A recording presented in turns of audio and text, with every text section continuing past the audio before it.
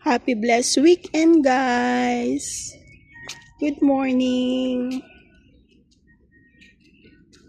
As usual, my morning routine, walking to my dog, Brody.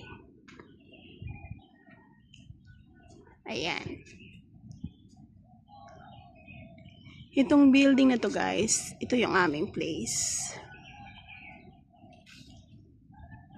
At ito ang bukana ng park. Malawak tong park na to, guys. Ayan.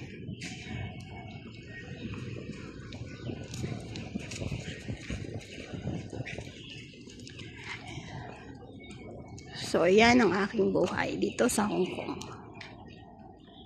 A day in my life here in Hong Kong. Magsisimula ang umaga ko sa paglalakad ng aking aso.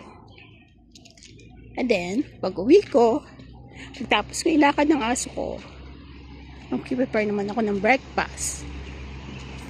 Siyempre, pag nag-prepare ako ng breakfast, kasama na yung breakfast ko. Kaya, ayan.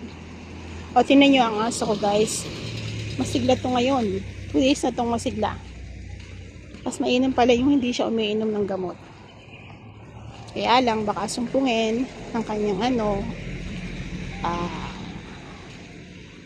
epilepsy. Ayan, guys. Hindi ko alam kung anong puno ito, guys, pero mabango siya. Ang daming bulaklak. Ayan.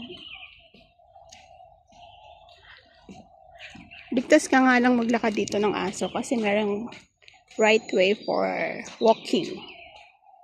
Kaya marami din nagja-jogging, guys. So, maganda ang weekend ngayon. Okay ang weather.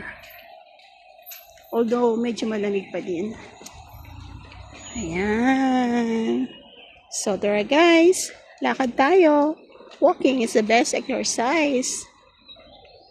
Right? Please follow and subscribe to my YouTube channel and touch the notification bell para update kayo sa aking mga videos and short videos. Bye! Salam he!